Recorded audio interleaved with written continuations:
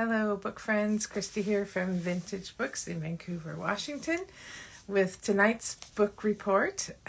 This is just a weekly check-in to see how everybody's week of reading has gone and to check in with where we all are on our 2024 reading challenge. If you're doing the reading challenge, if you're not doing a reading challenge, that's just fine. I'm going to talk about a few books tonight that still might interest you.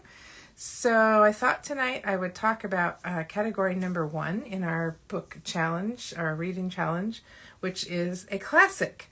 And I thought, I think that's an interesting category. I kept it general on purpose because I think it's interesting to think about what defines a classic.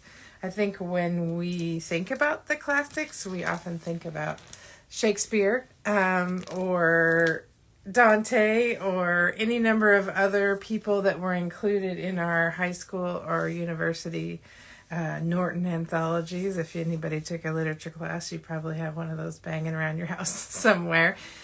But I think that it's interesting to talk about the word classic, which I looked up in the Oxford Dictionary this afternoon. And it means judged over a period of time to be of the highest quality and outstanding of its kind. And I think that's an interesting thing to think about when we think about literature, because, of course, our Norton anthologies or whatever else we might have read in high school or university generally includes mostly white male authors.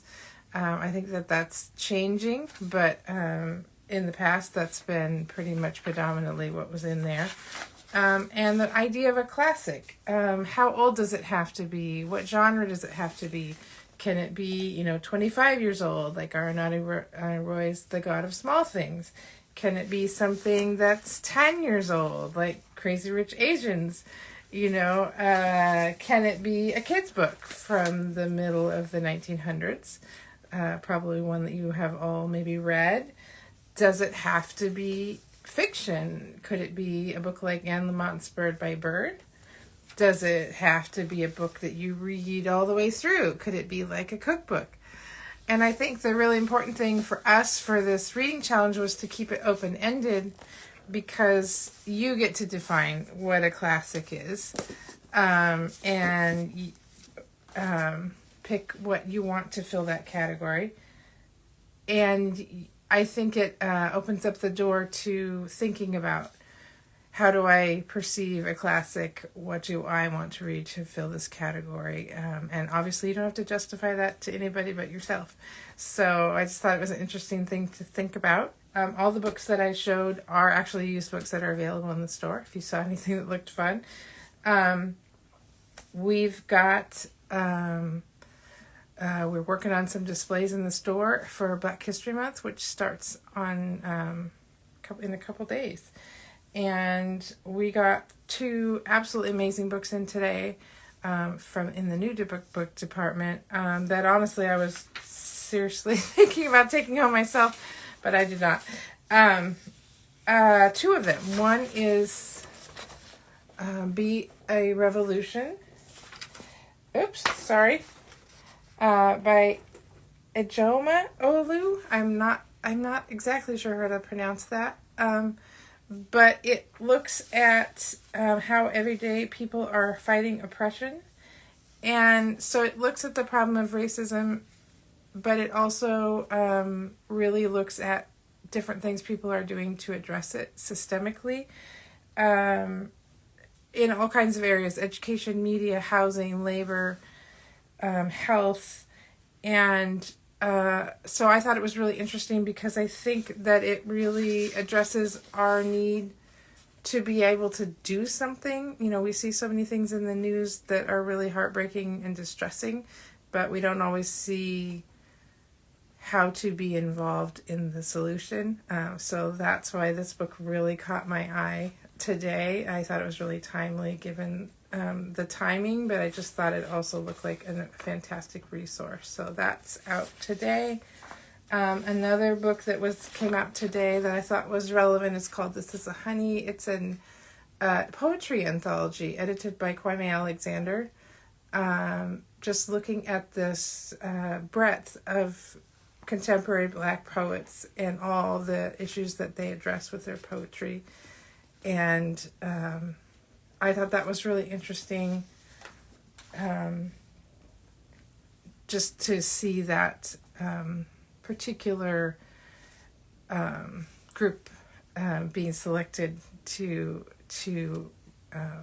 do an anthology for. Sorry, I just completely blanked out there for a minute. But yeah, so I thought paired together, the anthology by Kwame Alexander and then the call to action book really just felt like a powerful way to start thinking about Black History Month. I think sometimes we focus a lot on history and not on current Black writers, current Black thought leaders, and also people who are out there trying to make things better.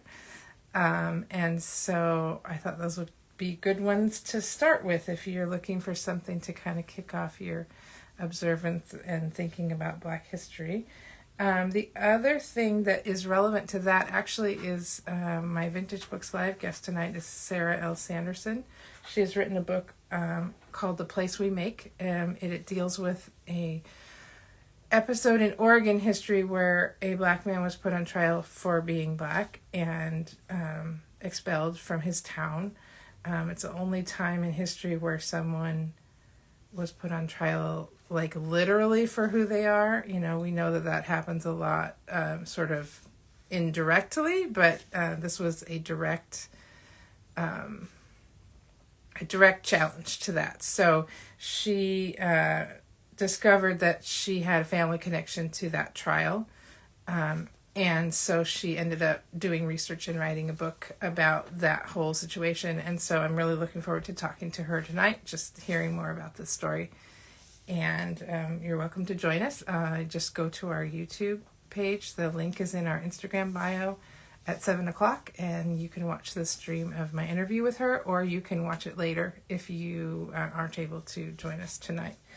A couple other things happening in the next few days. On Saturday at 1 p.m., we will be hosting Cozy Mystery authors Paula Charles and Ellie Alexander.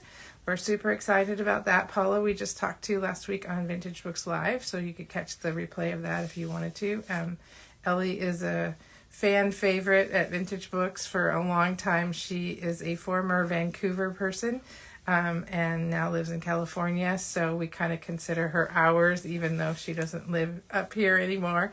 And we've got a lot of her readers in our community, so we're really excited to have her. And then Paula is a debut author who also writes cozy mysteries, so it'll be fun to pair her up with Ellie, and both of them have a chance to greet fans in the store at 1 p.m. on this Saturday. And also for cozy and magical, lighthearted mystery lovers, our book clubs in February are February 13th, which is a Tuesday at 4 and 4:30.